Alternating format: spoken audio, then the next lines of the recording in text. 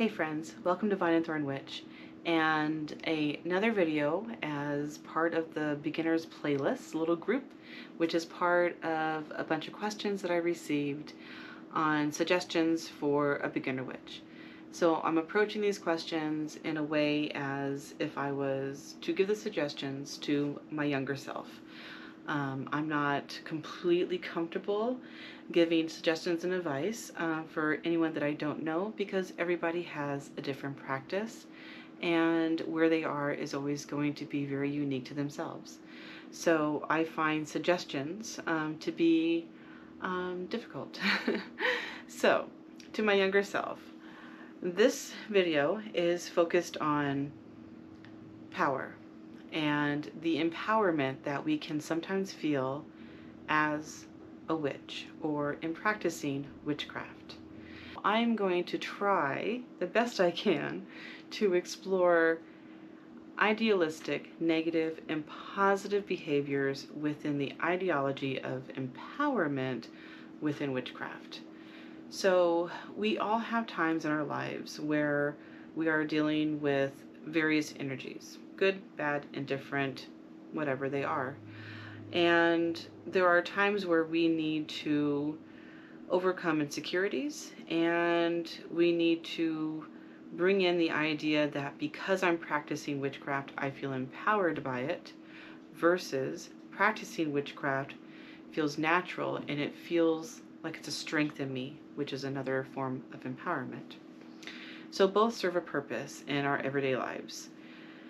So I'm going to share some personal information in order to explain this in the best way that I possibly can. So I am someone who has survived the biggest meow ever. I am someone who has survived domestic abuse. So I don't want to go into those details, but I do want to say is that I have dealt with PTSD for the last 20 years of my life.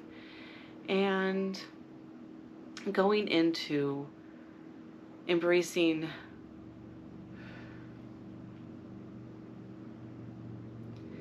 I realized that there was something in my life that I was scared of, and I needed to find a way to overcome it. And one of those things was actually going out by myself under the moonlight, even in my own backyard. I had this anxiety of PTSD that the person who had abused me was going to show up. As unrealistic as it was, there it was. It was still inside of me. I had to use the idea that because I'm a witch, I'm powerful and I can do this.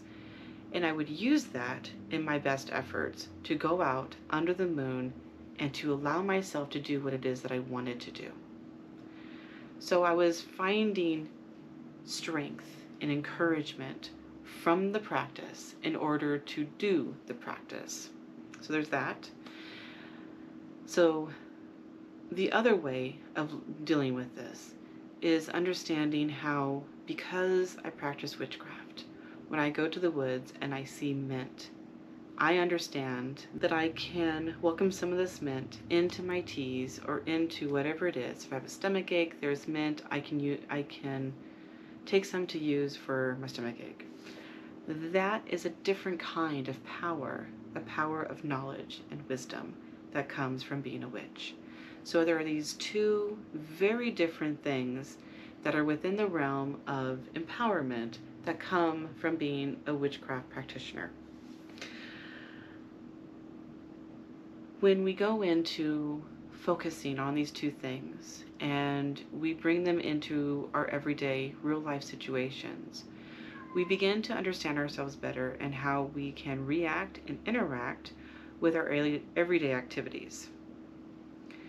So we can, if we're feeling insecure, imposter syndromes, if we're feeling any kinds of doubts or hesitation in something that we're trying to achieve in our life, there's a positive way to find that strength from being a witch. There is a mosquito in my living room. I don't like that. There are other ways that we can use that to where we are projecting a novelty idea playing on the fears of others with the idea of what a witch is, projected predominantly from fear tactics and some Hollywood films. That is the negative way of finding that empowerment. And when we have those moments, we all do, I've had those moments, we need to ask ourselves what it is that we're feeling in those moments so we can have personal growth. So the foundation of witchcraft always comes back to wisdom, knowledge, empowerment, growth, and that connection with yourself and your environment and your community and how it is that you practice your craft in your own life. Everyone's going to be different. Everyone's going to do what is right for them in that moment. And understanding that, we also need to recognize that we are forever growing and we are imperfect. And so as we step into concepts of power and empowerment, understanding how the ebb and flow of that interacts with our growth is very important and key. That's where journaling comes in, journaling over years comes in, and understanding how we can forgive ourselves, we can grow, we can seek encouragement from our own past experiences as well as other witches, and sharing our stories and talking to other people. So this form of empowerment is very tucked in within witchcraft. Whether you're a solitaire practitioner, you have a sisterhood, you're in a coven, online or in person, any of these things, there is always going to be certain dynamics within our life, within our practice, and it's going to play out in our own personal growth, lessons that we need, wisdoms that we can share or receive, and it plays within these concepts of empowerment.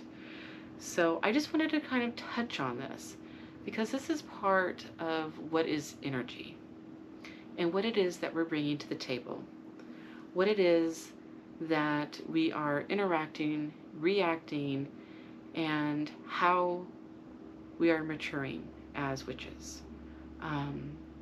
This is part of your personal growth, and so I'm not going to say more than what I've already shared. I'm just giving out an idea and a suggestion within the topic of energy work and the concept and the ideology of power. So if you have any questions or anything like that, I'd love to hear them. And hopefully you're having a beautiful day wherever you are, and happy witching.